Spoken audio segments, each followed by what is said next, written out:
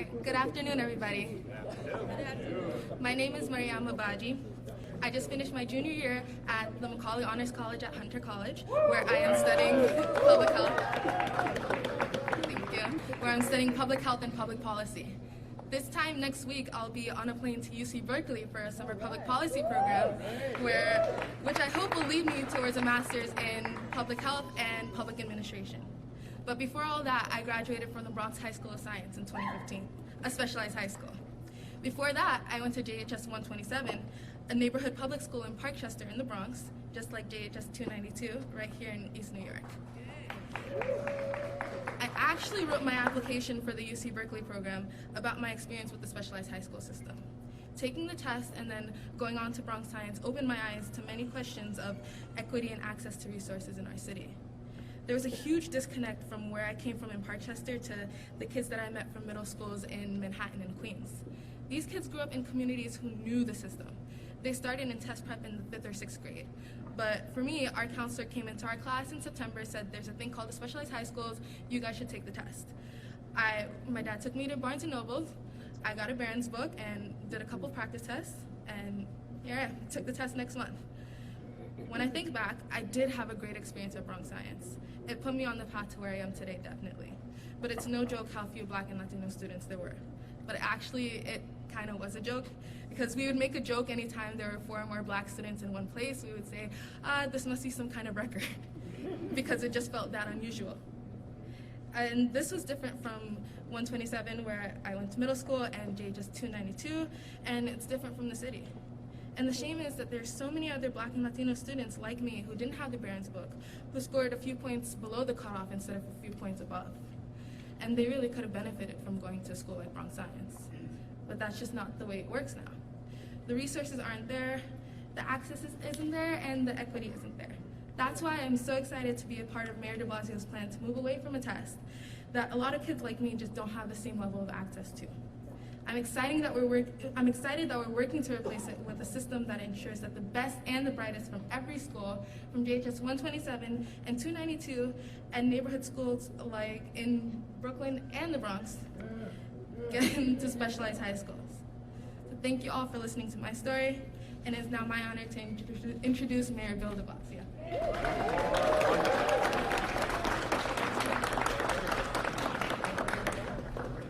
Now, there is a leader of the future, everybody.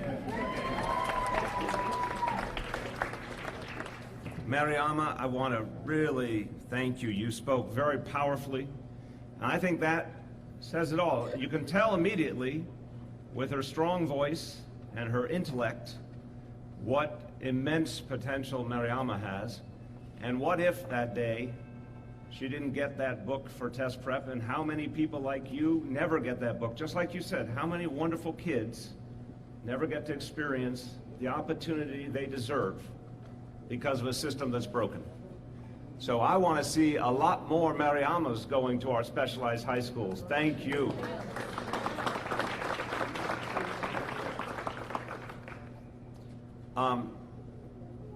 This is an issue that really brings out strong feelings in all of us, because we want the best for our children. We have such hope for our children. We love them. We cherish them. I talk to parents all over the city. I talk to grandparents all over the city. Number one thing they think about is helping their children to get the best education possible. It's our job to make sure that's a reality. Can't do it with the status quo. This status quo is broken. We have to make a major change. We have to make sure the very best high schools are open to every New Yorker. Every kind of New Yorker. They need to look like New York City.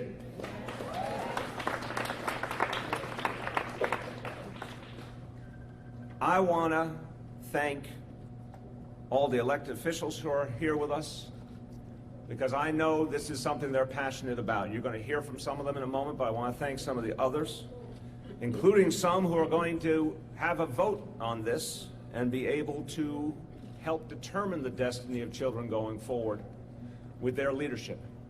I want to thank Senator Kevin Parker,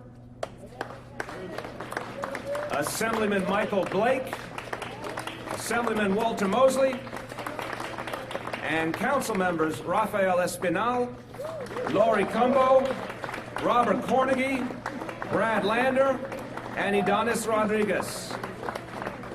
And you're going to hear from some of the others in just a moment. Now, I want to thank everyone also at this school for hosting us. Let's thank the principal, assistant principal here. Let's thank everyone at this school. Special thank you and shout out to a trailblazer hiding behind me, Dr. Una Clark. Thank you. She's hiding behind me because she's so shy. Let me ask everyone, do we believe in the status quo? No. Do we believe that children should be kept from the best education possible? No. Do we believe opportunity should be only for some, not for others? No. Time for a change? Yes. Time for a change? Yes. Time for a change? Yes. I believe you. I also see, I did not get him before, Assemblymember Felix Ortiz. Thank you so much for joining us as well. Here's what's been happening. It's what Mariamo was talking about. Basically, for thousands and thousands of students in neighborhoods all over New York City, the message has been, these specialized schools aren't for you. That's really what they've been receiving. In lots of neighborhoods all over the city, they've been told, in effect, this is not your thing. And the amount of talent that has gone missing because of that is unbelievable. Because talent takes many forms. People are going to be great leaders, great thinkers, great creative presences. They take many, many forms. But you know what doesn't allow us to capture all of that and understand all that?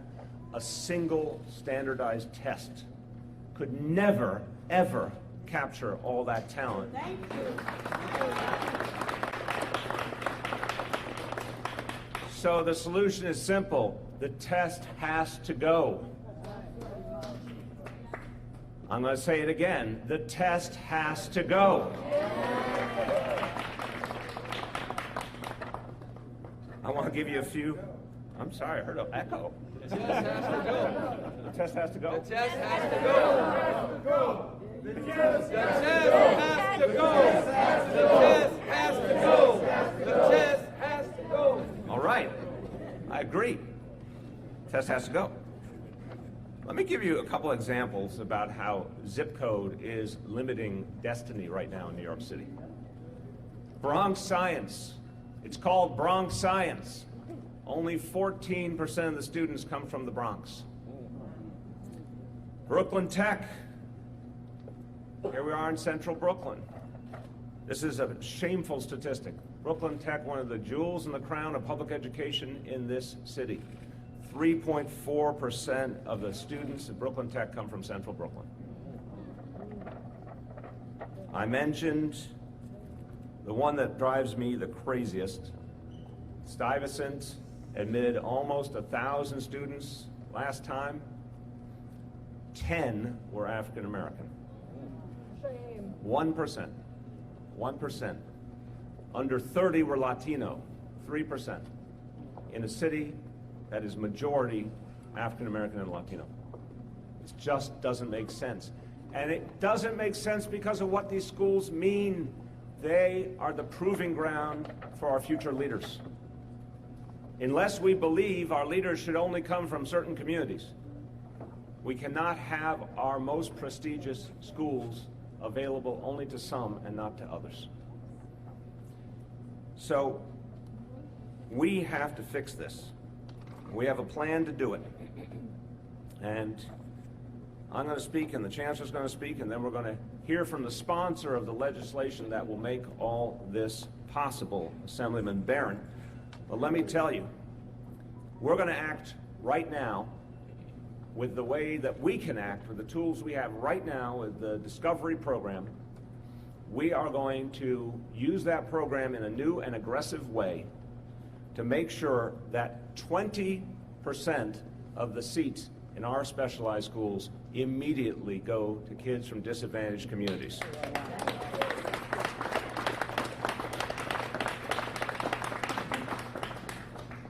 But that is only the first step. We need Albany to act. We need Albany to act and pass the legislation that will actually create fairness and get away from this one broken test and actually look at something a lot of us up here really, really believe in. We call it multiple measures. Looking at the child through the prism of their ongoing accomplishment, not just how they did on one 3-hour test. I want to emphasize this, everyone. One time only, 3-hour test. You walk in, you take it, you walk out. It doesn't matter if you're having a good day, a bad day, if you're sick, you're not sick. You get one shot only for 3 hours. That determines your future. Nothing could be more insane than that. And we don't want to make decisions that way.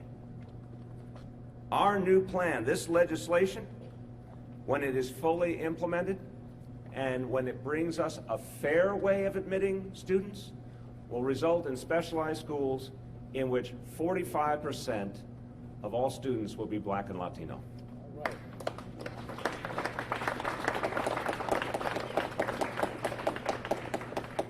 Now I'm just going to jump ahead because I know what I'm going to hear. I can already write the script. Somehow these wonderful, prestigious schools won't be the same. They won't be just as good if they look different. By the way, anyone who's thinking that, that's an un-American thought. That's an unfair thought. That thought does not conform to the values of New York City. Because beauty and intelligence and strength comes in all shapes and sizes, all colors, all genders.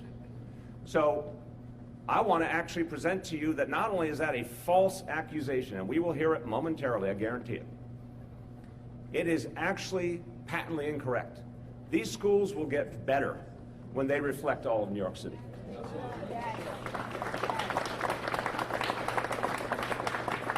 Because so much talent is being locked out right now. So much talent is being missed because of a broken system. We will actually get a student body that not only looks like New York City, but brings a much richer talent base that actually has proven their talent, not just in one room and one test and one day, but over years and years. And brings that creativity and brings that drive and brings that ability, and that's going to lift all boats. So we could not be more excited.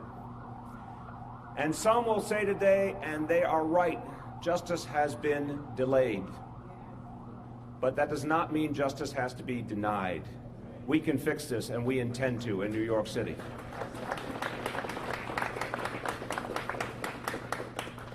A few words in Spanish. Estamos viendo una enorme injusticia en las mejores escuelas secundarias públicas de nuestra ciudad. El examen único de admisión deja fuera a demasiados estudiantes afroamericanos y latinos en demasiados vecindarios. Es por eso que hoy decimos, es hora de eliminar este examen y empezar a crear un mejor futuro para todos nuestros niños. It's time to get rid of this test and create a brighter future for our children. With that, I'm going to now introduce someone who's devoted his entire life to making sure every child had educational opportunity. Every child gets equity and excellence. Our Chancellor, Richard Carranza.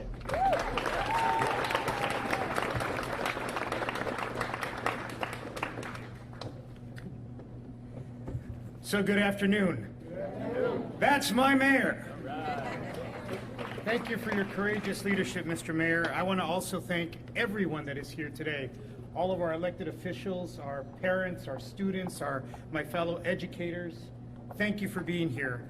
I also want to thank the staff here at JHS 292 for opening their building this Sunday, and I want to particularly thank Principal Edwards, who had an engagement with his family and made arrangements to be here, and our AP Mitchell. Thank you for being here as well. And Mr. Mayor, I want to point out one student from this school who is a 6th grader, Alexa, sitting right in the front, who is on her way to becoming a doctor. and I understand is excited about these changes because that will allow her to actually realize her dream. So for everyone that is here, I want to thank you for being here. A couple of words. From my experience as an educator, you see I spent over a decade, almost a decade in the classroom as an educator in a school that was very similar to the school that we're standing in now. And what I found that was incontrovertible over those 10 years was that very often the students with the grit, the students with the tenacity, the students with leadership skills weren't always my best test takers. Yet when given the opportunity to demonstrate those skills, when given the opportunity to actually act and be the leaders that they could be, they blossomed. And they didn't need a test, they didn't need 3 hours, they didn't need 4 hours. What they needed was support. What they needed was an opportunity. They never asked to get rid of the bootstraps, they only asked to have the bootstraps so that they could build themselves up by it. So what we are proposing today is not to eliminate bootstraps. What we're proposing today is not to eliminate the boots. What we're saying is that there are ways for students to have multiple pathways to show their brilliance, to show their excellence. And as I've traveled across this incredible city, I'm probably the newest New Yorker in the room. But I will tell you, every corner of our city, whether it's Brooklyn or the Bronx or Staten Island or Manhattan or Queens. I had to give it that dramatic pause for Queens. But everywhere I've been, whether they're proud of their borough, everyone has told me they're proud to be New Yorkers. So how can it be in the most diverse city, not in America, but in the world-class city that is New York City, the city which, on my way here, I looked across and saw the Statue of Liberty. How could it be, and I've asked lots of questions, how could it be that we have a system that denies the full array of the beautiful students in our system an opportunity to avail themselves of these kinds of educational experiences? Because I'm a firm believer, sir, that either students are biologically, physiologically, or genealogically incapable of accessing these programs, or it's the system that is an obstacle to these students. And do you join me in saying it's the system, not the student? It's the system, not the student. Is it the system, not the student? It's the system, not the student. So we must change that today. And that's why we're gathered together. So to all of our students, to all of those that may be concerned about moving the status quo to a place that is a new status quo, where it is truly open to all of our students, I say to you this: work with us. Join the movement. Be on the right side of history, where you open the doors, where you create more bootstraps, not eliminate bootstraps, where you help our communities actually access and become part of the full array of the beautiful opportunities we have in the city of New York. I ask you to work with us, and our commitment is to work with you. But rest assured, the time has come. We are an enlightened people in New York City, and our time has come. And I'm very honored to be here as the Chancellor, Mr. Mayor, that will work with you and our elected officials, our union presidents, to make this happen. And the community. Based and grounded in the community. Unas cuantas palabras en español también, porque es importante que cualquier persona hispanoparlante que me esté escuchando reconozca que el tiempo ha cambiado, que las oportunidades que tengamos nosotros para todos nuestros estudiantes en esta bella ciudad, la ciudad más diversa de todo el mundo, la ciudad más bella de los Estados Unidos, Nueva York, que todos los niños en nuestra ciudad van a tener un camino hacia la excelencia. Y removiendo las barreras sistémicas que hemos tenido para que nuestros estudiantes tengan esas oportunidades, no tan solo es el trabajo de su canciller, es el trabajo de nuestra ciudad, y con el liderazgo de nuestro alcalde y todos los líderes y la comunidad. Es importante reconocer que no vamos a parar hasta que tengamos éxito en este asunto. Entonces les pedimos su ayuda, les pedimos su apoyo, pero más que nada, gracias por traer a sus hijos y hijas a nuestras escuelas públicas. Esto es parte de nuestra promesa a ustedes de que no tan solo los vamos a proteger, sino que los vamos a educar y les vamos a enseñar el camino hacia el futuro y el éxito. Muchísimas gracias.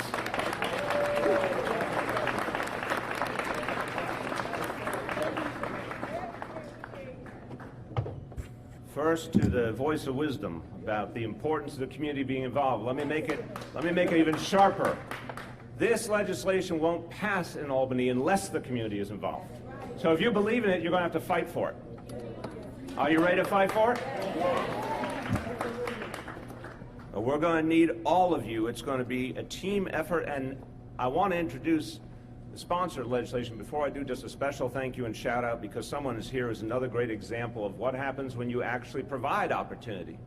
He is a proud son of East New York. He ended up going to some institutions, Harvard, Yale, all those kind of places.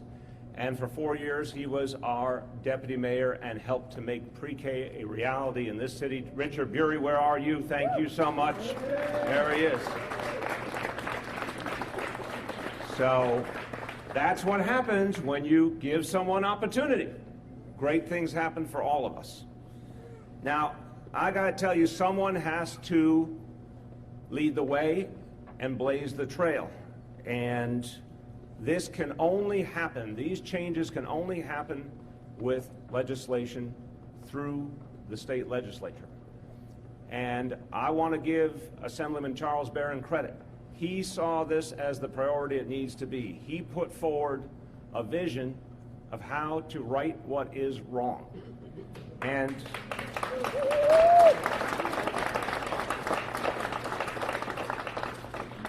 he knew that this would take a lot of work, that change always takes a lot of work.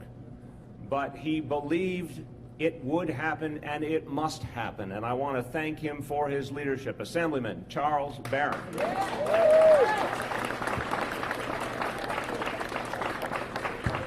like that? You like that or not? You choose. You good? Okay. Thank you. Very well. Very welcome. You know, I don't do anything without my queen, so I'm going to allow Councilmember Inez Barron, who's 36 years she spent in the education system, retired as a principal, and was a master teacher. So whatever credit I get for this, I got it at home. There you go. Learned at home. I'll take it. Thank you so much. Wow, this is great. Good afternoon. Good afternoon. And I want to say it is Sunday, so I give honor to God, who's the head of my life, and to whom I look each and every day to protect me, direct me, correct me, and favor me. I'm so pleased to see so many of you here talking about how important this issue is. I want to say to the Chancellor, when we had our interaction at City Hall, I asked you about the single test admission criteria for specialized schools, and I was so pleased when I heard your answer, because the Chancellor said no. He did not believe that there should be one single test for admission. So, you know, I'm still trying to figure out really the totality of the Chancellor, but that gave him up a little points, a couple of points in the measure. But, you know, it reminds me when I was teaching, I had a 6th grade class, students were going on to 7th grade. And there was a student who had done well all year but didn't do well on a particular test. And so the school that she wanted to go to, the junior high school, was reluctant to accept her. I called my buddy who was the principal there, told him of her great talents, her ability, and he said, okay, Inez, based on your recommendation, I'm going to take her in. Well, she got to school, and she was so impressive that he put her in his SP class, and she did 3 years of junior high school in 2 years, okay? So we can't use one measure. There've got to be other measures that we know are objective and legitimate and talk about the totality of the person. So for me, what redlining was in housing, that's what this single measure test is in education. So we've got to eliminate it. We've got to make the equity. We've got to, as I talked with the Chancellor earlier, make sure that we're getting the personnel in the schools that are there to bring all of the students up to their ability and up to their talents and their potential. And I'm excited about this, and I'm looking forward to the sponsor on the Assembly side moving it forward, I know my colleagues in government and city council are going to get behind the resolution supporting this, and we know that with your involvement and your support, we're going to be successful. Thank you.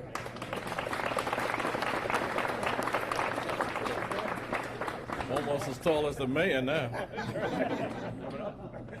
You know, there's a time for fighting and there's a time for uniting. This is the time for all of us to unite, to have a greater fight for the children of this city.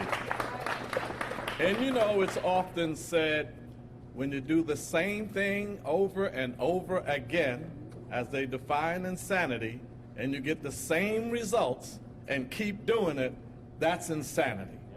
So this brings about that change that we're talking about. I want to thank my chief of staff, Ms. Viola Plummer, who I consult with so much. Stand up, Viola. You know, who I consult with. The people that I had to be on the phone day and night with on this. I want to thank our district leader here, Karan Allen, for burning his air and making sure that I get this thing right. And Omawali Clay, who's taking pictures in there, who works in my education person for my wife's office. I want to thank you because it takes...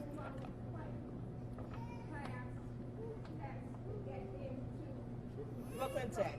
Oh, Omawali Clay passed the test to get into Brooklyn Tech.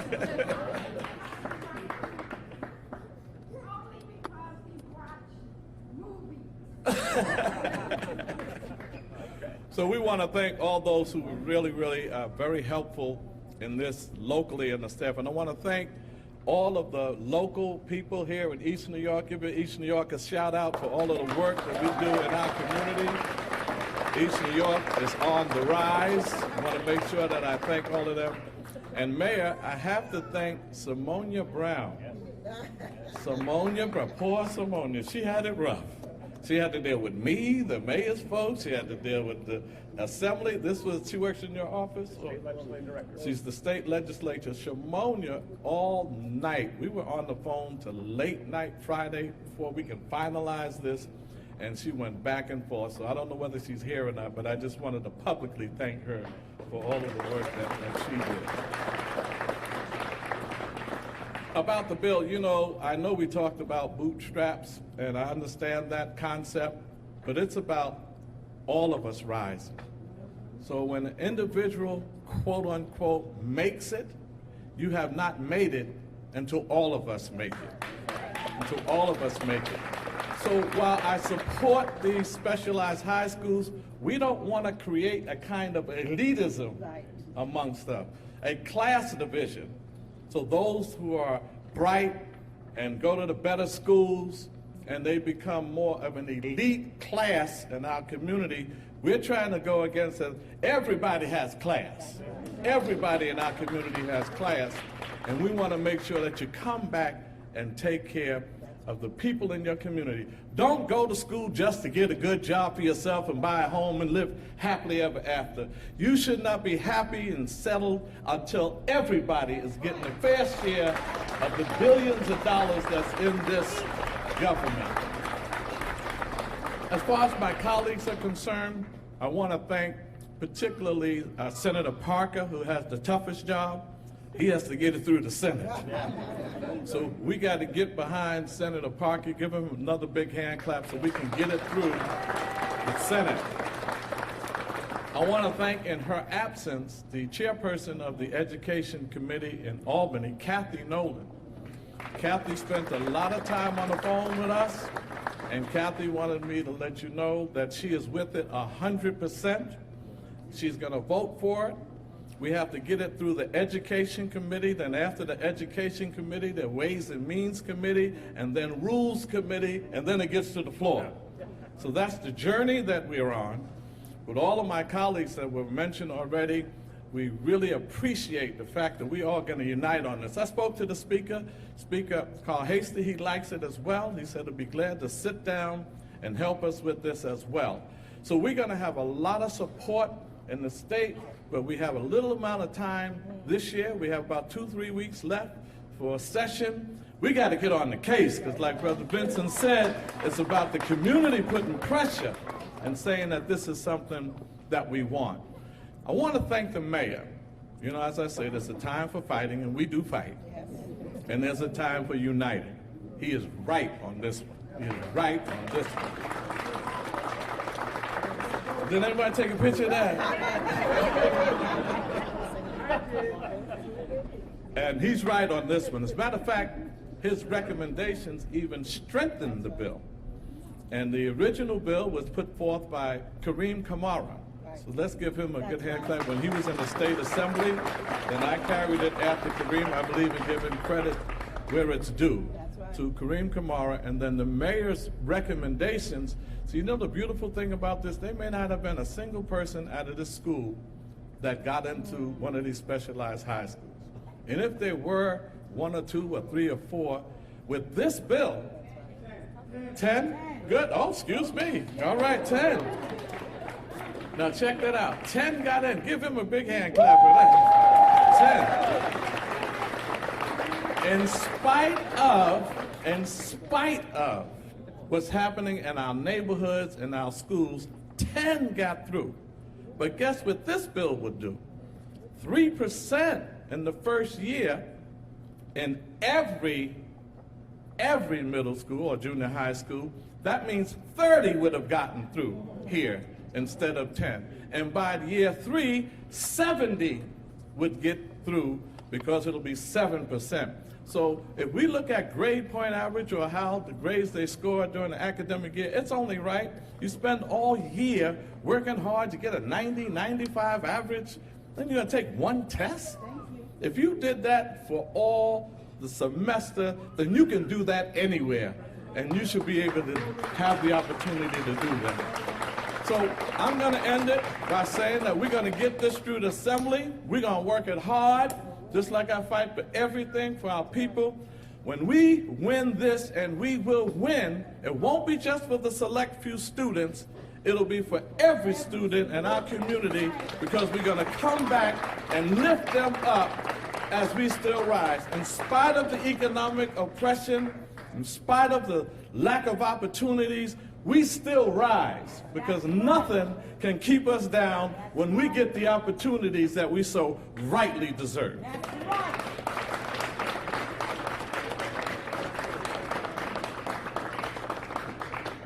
Thank you very much, Assemblyman. Another crucial part of this equation was a report released a year ago that pointed out just how extreme the inequalities were, and that it was not a situation that could possibly be tolerated any longer. And that report played a crucial role in the thinking of this administration as we shaped this proposal. And the author of that report, along with his team, is Brooklyn Borough President Eric Adams. We welcome him.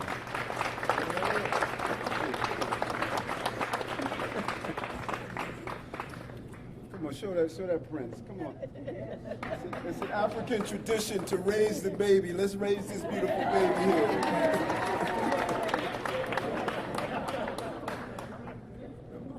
First, let me say this, and I want folks to really remember that I said it. That those that are saying we're unsure of the certainty and the jury may be still out on the Chancellor, I must be in a different courtroom, because I know the energy and spirit of this Chancellor, and you are going to see the needle move in a direction beyond belief under his watch. Let that baby stay. That's an indicator of how well we're doing when we hear the sounds of our children. We know we're doing well. This Chancellor is going to push this system in a direction that's unimaginable. And the fingernail marks are going to be in the history of our time, that we're going to drag some folks towards the right place to be, and we're going to be a better city because of that. There is something good going to happen in this city because of this Chancellor. This Chancellor is the real deal, the real deal. Trust me. Well, I've spent many years of watching those. When you shake their hands, you have to count your fingers. This is the real deal of the Chancellor, and he's going to push the envelope. Folks are going to be uncomfortable. There's going to be a level of discomfort, but in discomfort is growth. It is comfort that does not allow us to grow. Great initiative. The real test is not the exam that our children will take when they sit down in the sterilized environment of their classroom. The real test is our ability to get rid of the test. When we do that, then we have really passed the examination. And if you're going to go to battle, there is no one better to fight on behalf of their community than the warrior himself, Charles Barron, taking this to the Assembly and pushing this through the Assembly. And the dynamic energy and fortitude of Senator Kevin Parker bringing it together, that partnership of moving this through the dynamic. But we cannot forget not only a physical giant, but an intellectual giant. What Robert Carnegie did, he saw the lack of specialized classrooms and seats in his community in Bedford-Stuyvesant. And he took an unpopular position, but it was the right position. And he stood firm and tall on that. And we need to acknowledge what he did. He forced us all to re-examine. He came into my office and said, Eric, we need to do a task force and hearings and hear from people. Robert, thank you so much for what you did and what you participated in happening. So the doors to specialized high schools, leave that baby, let him cry. The doors to specialized high school are the gold standard of the city's best in public education. We must ensure those doors are widely opened and ensure that it's equalized across the entire city. Expand the seats, not take away from the seats. Utilize the good programs to find those who have the ability. Lori, if you remove that baby, I'm going to be upset. Please leave that baby here.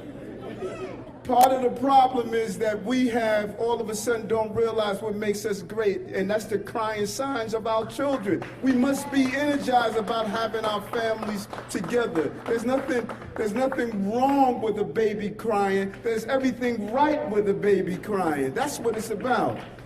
And so as we move forward, we want to say this is the starting place. We must identify where our children are divided and go after that divide and make sure that we equalize and everyone can have the opportunity. We have 3.5 more years with a mayor that gets it. Brick after brick, stone after stone, this mayor has removed from the walls that prevented people from moving from a state of where they are in historic poverty to a place of opportunities. Don't get caught up in all of that madness that you're reading and distraction. We're safer. We're building more affordable houses. For years we tried to get rid of this darn test, and we're finally getting rid of this test. We're finally allowing our children opportunities in education. 3K, pre-K.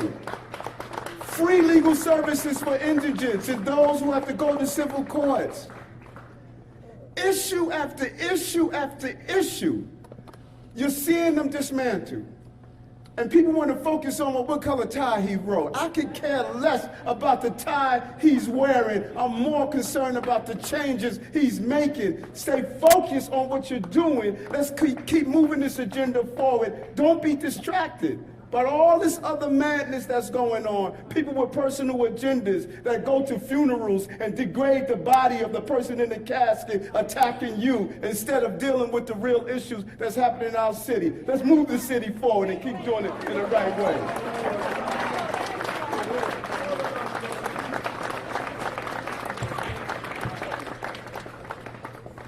Now, it's true that the state Senate is a different body than the Assembly. And there will be important work to be done in the Senate. Well, I want to thank the senators who have already come forward, and there's going to be more coming behind them to support this. The immediate response we've gotten has been so positive in both the Assembly and the Senate. And I want you to hear from one of the strong voices of justice who's going to help lead the charge, State Senator Roxanne Persaud. I'm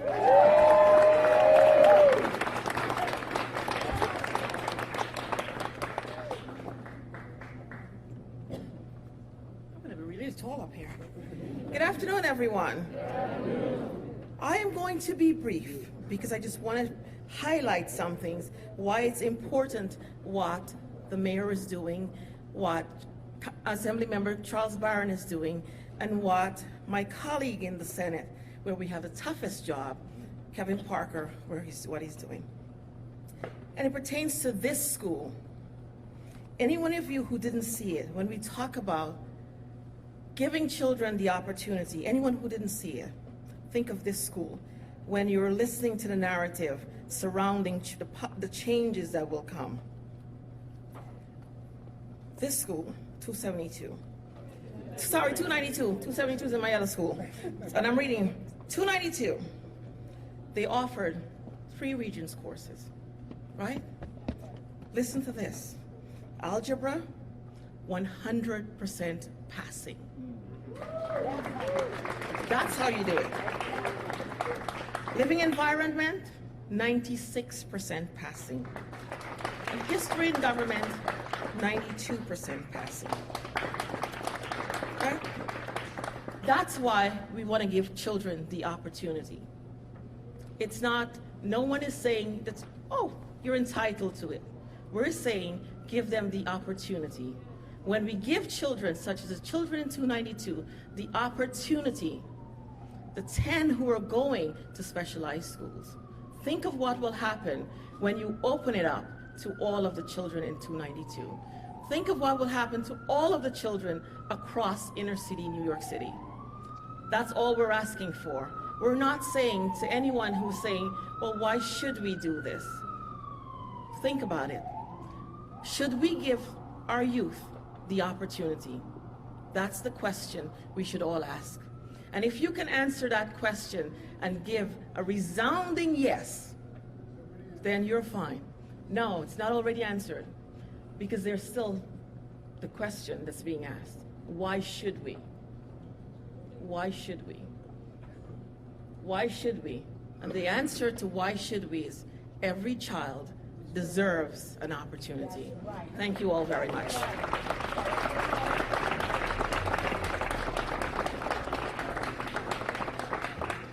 Now, I want you to know that in communities of every kind, there are people who believe that bringing everyone together is in all of our interests, that diversity is in everyone's interest, that giving every child an opportunity is in everyone's interest, that getting rid of a single test, I don't care what income you are, what ethnicity you are, getting rid of a single test is good for you and your family, because a single test is inherently unfair. There are people in every community fighting for these changes. Some of the most dramatic efforts have been made in Community Education District 3 on the west side of Manhattan. And there have been some people who really showed strength and courage in saying, yes, change takes effort. Change means some people will feel uncomfortable, but change will make us better. One of the strongest voices has been Councilmember Helen Rosenthal.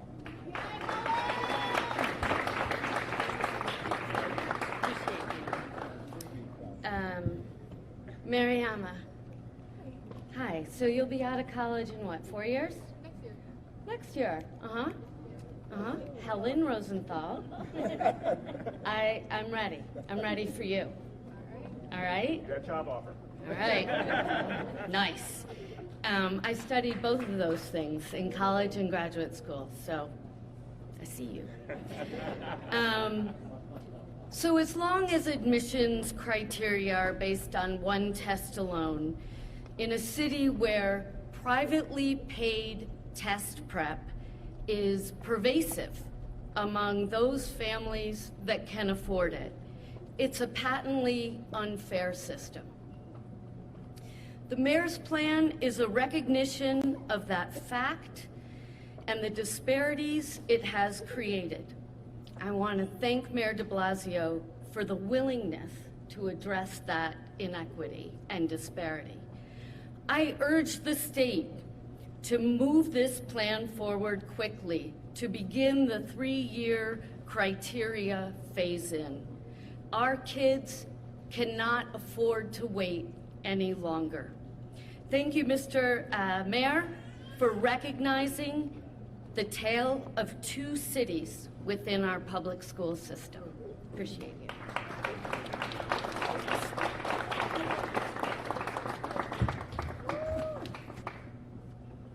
I've had many conversations over the years with people who cared about equity in education. I don't think I've had more conversations with anyone than Michael Mulgrew. And remember, long before he was a well-known figure in this city, he was a career and technical education teacher, and someone who was at the front line and saw all of these issues through the prism of real kids that he knew and he taught and he wanted the best for. So he has a burning passion for creating more fairness in our education system. And when we reached out and said, Michael, we have a way to finally fix this, he was the first to say, where can I sign up? I want to introduce the president of the UFT, Michael Mulgrew.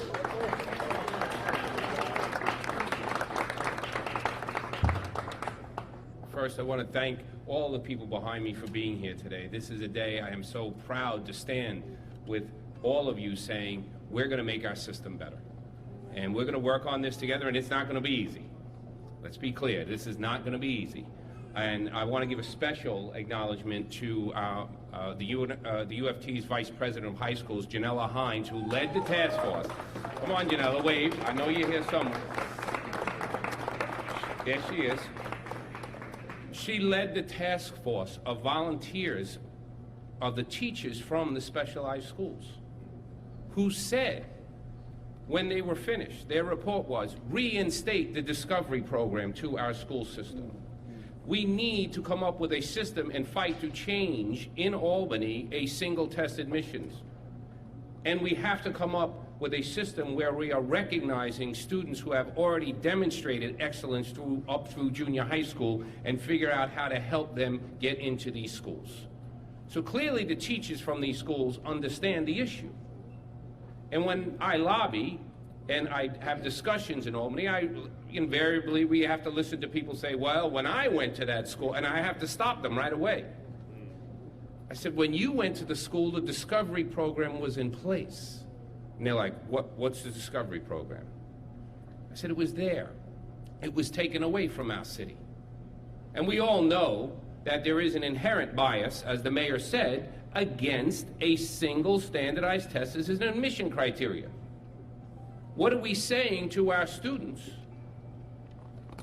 who come from very difficult and challenging lives, who persevere through those challenges, have demonstrated excellence, that, sorry, you fell a little bit short, you don't have access.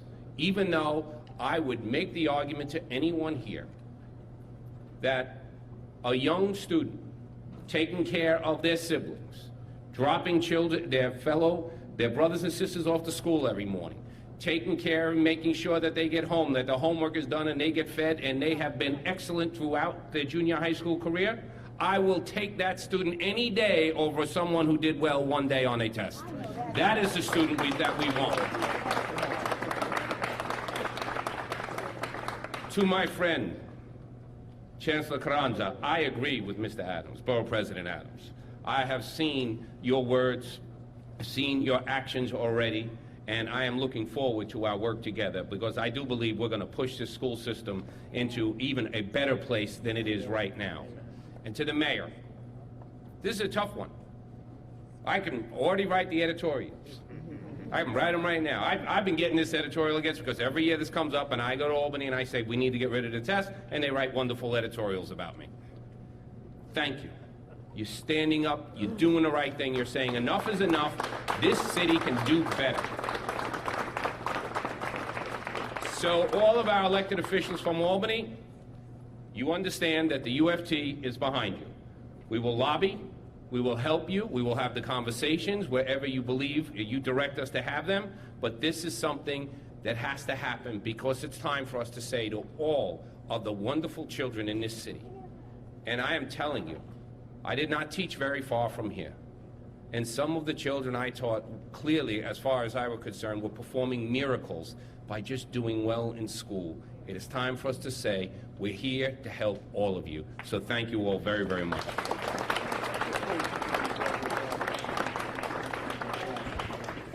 Our last speaker is particularly distinguished, proud son of Brooklyn, and one of the true consciences of New York City, President of the Community Service Society, David Jones.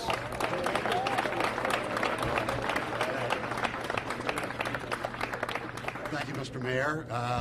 I think I share with Charles Barron, we have taken the mayor to task on a number of issues, but it's a welcome opportunity to join with the mayor and the other people here, the Chancellor, to support what we see as a real ray of light. We sued through the Department of Justice with, as a lead plaintiff in a civil rights suit that was brought specifically against the test. That was 3 or 4 years ago. We published studies talking about how pernicious this test is by our lead education person, Lazar Treshan. And we've offered some of the suggestions which actually the mayor's plan in some ways enhances. Not drawn from New York, but drawn from Texas, where admission to the University of Texas was changed from purely exam-based to taking the top tier of youngsters. The same thing applies here, and it's not only about black and brown children, it's the brightest kids who are struggling throughout the city of New York. And it's time to do this. It's absolutely time. It's not only important for the kids who get in.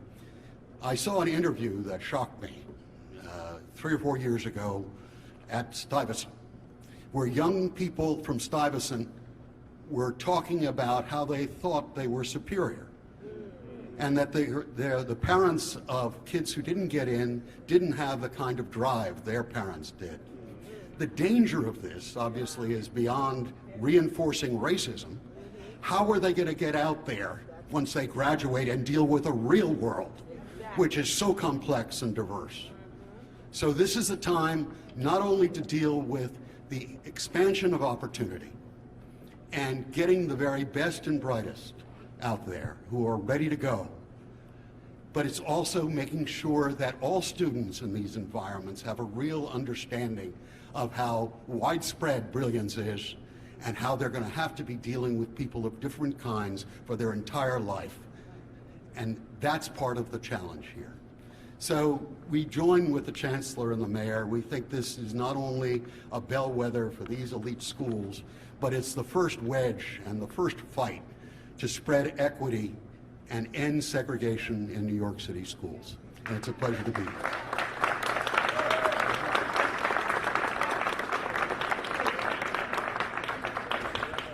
As we turn to media questions on this topic, I just want to echo that last sentence from David, how widespread brilliance is.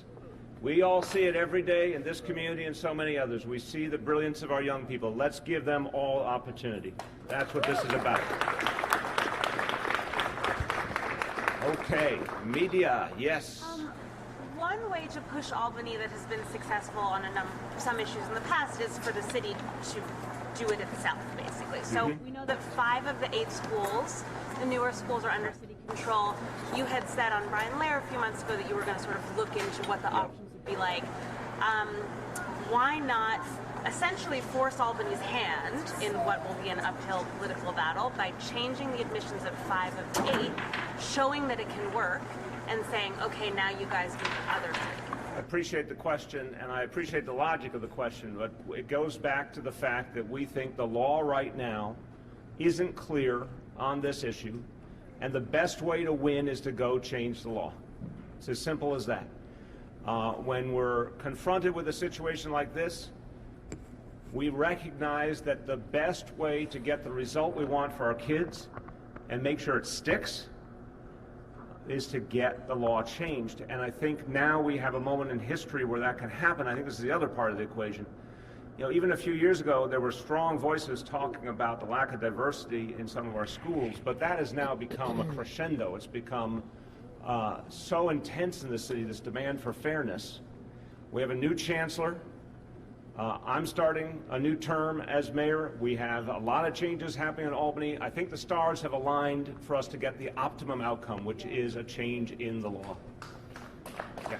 A few alumni associations, Stuyvesant, Brooklyn Tech in particular, put out statements saying that they oppose the plan, and on Facebook groups, there are a lot of people commenting, alumni Facebook groups from those schools, saying that this policy or proposal strikes them as anti-Asian, since the overwhelming majority of students at some of those schools are Asian. Now, I mean, nothing could be further from the truth. And look, I think if people want to argue on the merits, argue it on the merits. But don't try and divide us, because this is not anti-anyone. This is pro-opportunity. By the way, I mentioned, and Helen Rosenthal made the point too, that we want to see kids from Helen's community, as she comes from my community, who are not great test takers, because a lot of us aren't great test takers. We want to see every kind of child have opportunity, and that opportunity is based on the totality of their work. We're talking about looking at years of academic work rather than 1 3-hour test. And that's good for people across the spectrum. So I think that critique is wrong and unfair. We want to have opportunity for everyone, but the current reality is clearly exclusionary. You can see it on his face. How can Stuyvesant have almost 1,000 kids come in each year and only 10 are African American? We wouldn't accept that in any other institution. That has to change. Go ahead, Marsha. Mr. Mayor, one of the other issues that some of the alumni organizations raise is this. The things that you will be, the students who go to public schools, if you phase out the test, will have an opportunity to get into schools. But there are other students who go to private schools, yeshivas, Catholic schools, Muslim schools, other private schools. What accommodations will be made for them to get into the specialized schools under your new It's a great question. Now, I always will start, and there's a chancellor, a deputy chancellor can help me, but let me just frame, because I think Marcia is asking a very important question. I don't know the percentage of kids overall in the specialized schools who come from non-public schools, so I will get educated with this answer too. But obviously we want to create fairness for everyone. We don't believe in a single test for anyone. It doesn't matter what kind of school you come from. We don't think a single test is a good way to make a decision that will determine the rest of your life. So in terms of Chancellor, Deputy Chancellor, who's got it? Deputy Chancellor. Deputy Chancellor Josh Wall. Thanks. The way the plan works is that when it's fully implemented, we'll admit roughly the top 7% of middle school students from across the city, from each middle school, and that will leave some space in the specialized high schools, about 7% of the incoming class, for other qualified students coming from independent and non-public schools. And the law accommodates that and ensures that they have very high academic performance, and then they'll be selected from that pool based on a lottery. So a fair way of selecting high-performing students from those schools. So there are opportunities for students from all over the city to participate in specialized high schools. But will there be certain criteria for those students? I mean, will they have to be high-performing? Yes. Or could anybody, could you be in the bottom percentage of your class and still be in the lottery? No, those students would have a minimum grade point average of 3.7. So that's an A- average, and then those students would be put into a pool, and we would do a lottery out of that pool. And so would the same criteria be for public school students too? They'd have to have a 3.7 grade point average to get into schools as well? The public school students operate according to the plan that we laid out, and that was laid out in the legislation, which is that we're going to essentially put together a combined ranking of students based on their rank within middle school on their core course grades and the state exam results. We will do the ranking, and then we will admit based on that rank in the first year the top 3%, second year top 5%, third year top 7%. Thanks. Yep. Yes. Hi. Thanks for explaining. There are also a lot of parents and alumni and others who are concerned that, unfortunately, there's a very wide gap in the preparation of students in some city middle schools versus other city middle schools, and that you'll be doing a disservice to the students who could be coming very unprepared, doing a disservice to the school and doing a disservice to the students if they struggle. Yeah. Can you talk about that? Absolutely, and I disagree with the assumption, not your assumption, but I know people are saying that. That's what I referenced in my remarks, so I'll start, and if Chancellor, Deputy Chancellor wants to jump in. That's a red herring if ever there was one. If you talk about the top kids in each middle school, you're talking about kids who are talented and have proven it over years. As the Deputy Chancellor said, there is a second factor, which is a universal one. Every student takes the state exams in math and in English. It's not a, right now with specialized high school, it's a small number of students in the scheme of things that take that test, and it's one test and it's a separate reality. But everyone takes the state exams. So that gives you a universal measure. So you're combining the two. It's two standards that have to be met. But I want to tell you, having visited middle schools all over the city, there are brilliant kids in every one of our middle schools ready for this opportunity. You got something? I want to get to my colleague's question about the Asian students who have been really successful under the current system, numbers-wise. The issue is also that a lot of them are eligible for school lunch. And so it's also a question about, is there any chance under this 20% with Discovery that there's going to be less seats for lower income Asian students? No, lower income Asian students will also benefit from the Discovery program being expanded. There's no question about that. Other questions on this? Media questions? Just want to make sure we're doing media. I think I've met you before. That you said 10 kids from this school have been accepted for next year. If the 3% rule was in place next year, it would have only been 7. And 3 kids from this school who are now getting their tickets punched would be excluded. So there will be winners and losers in this. And a school like Mark Twain, which has a lot of smart kids, would be capped at 7%. Isn't the concept, as the young lady said, get a Barron's book? Obviously your son prepared somehow, he did well, he got into Brooklyn Tech, he's up at Yale. Isn't it preparing every kid, getting every kid a Barron's book, and not excluding kids who are otherwise qualified? The kids who are in the top 8% at Mark Twain would be shut out. Okay, I'll start and then others can join in. First of all, I don't want to assume how the formula plays out, because as you heard, it's a combination of grades and the state exams, and it phases in over several years. So the real question is, when it's all phased in, what will it look like in a variety of schools? And that's some of the modeling that has been done by the Department of Education, and we believe it will be much more representative. But the fact is, we need to ensure that there is not an artificial barrier to admission, which is what exists now. The Chancellor put it very sharply. Unless we argue that somehow these kids are inherently not qualified, there's something else wrong. And we all know up here there is something else wrong. The test has created a de facto barrier to admission. It has been the X factor. It's been the reason why so many good kids didn't get in. And we want to right that wrong.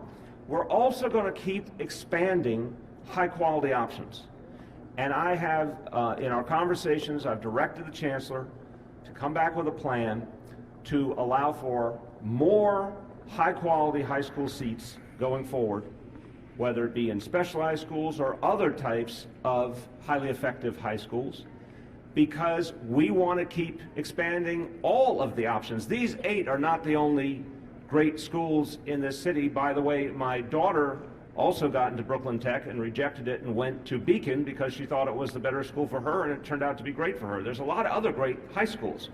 We want to make sure there are as many specialized seats as possible, but we also want to strengthen a lot of those other great programs, and that's what the Chancellor will be working on. Okay, well, I'm glad. Got instant approval. Yes? Clarify a stat. You said that in the case of Bronx Science, 14% of the students are from the Bronx. And in the case of Brooklyn Tech, 3.4 from Central Brooklyn. Central Brooklyn. Do we have the number for all of Brooklyn? We can get you that. I don't have that handy, but we'll get you that for sure. If you just follow up with the Deputy Chancellor afterwards. And I just want to say, everyone, in addition to the fine work of the Assemblymember, Assemblymember Barron, and his team, he does a great job of giving credit to all his teammates. I've noticed that. I appreciate you for that. I want to say that Deputy Chancellor Josh Wallach has done a lot of the important work here to bring this proposal forward. So, I'm sorry if you're media, let's do media questions. Anyone media who hasn't gone? Hi, Christina with Chalkbeat. You've had 4 years to propose or to push more strongly for these changes, and you mentioned in your comments some people will say this is justice delayed, and they're right. Can you talk about, you also talked about the stars aligning a little bit. Yeah. So why now, and what's different? Because a lot of things have changed. If you go back to my platform in 2013, I called for this change. And it does not shock you, I'm sure, that in the different dynamics we've had with Albany, it did not look particularly possible.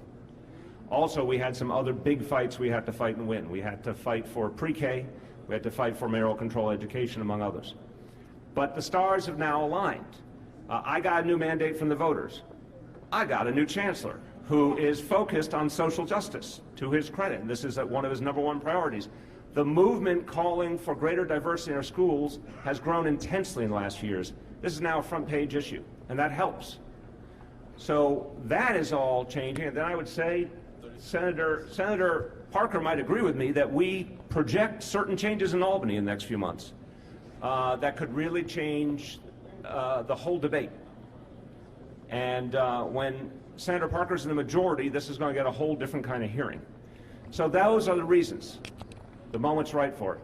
Marcia? Mr. Mayor, I just wondered if the weirdness that's going on in Albany right now in the Senate, given the fact that there's this 31-31 split, may delay the change until after November. Look, we're hoping against hope for an opening right now because there's a lot of support in the Assembly. And again, the time is right in terms of the public debate. But we're also aware of the fact that by putting this bill front and center so intensely right now, it's going to start a big discussion in this city and in Albany. If we can't get it done now, it sets us up very well to go get it done in the next session. Will you start considering hardships, or how holistically you look at students when they're applying for How holistically will you look at students, look at hardships that things they have gone through besides their 3.7 GPA? Well, I'll start, and Chancellor, Deputy Chancellor. I mean, we think this is a much more universal and fair approach. So in terms of recognizing hardship, I think inherently this does that. If you say we've got 600 middle schools, and right now only about half of them are represented in our specialized schools. By definition, it gets back to the point that Michael was making. If you give the very best kids in each of those middle schools that are left out right now, you're going to bring in a ton of talent, real-world talent, but also a lot of kids who, by definition, are not coming from families that are advantaged. But again, you also have the state exams, a universal measure, as a balance factor. So I think that's a way of addressing economic reality, demographic reality, hardship, the whole set of questions with one unified approach. And it is the polar opposite from a one-time only test that only a few people even take to begin with. Yes? I think this is probably one of the more politically controversial education You would be correct. you've had, having been along for the ride. I guess I'm wondering, is this sort of like, we've been talking a lot about the semantics around segregation. Yeah. I mean, is this going to be sort of a tip of the iceberg moment? Obviously, I know your chancellor is highly interested in having this conversation, taking action. How much are the next few months figuring out if you're gonna get this through Albany and if it's gonna work?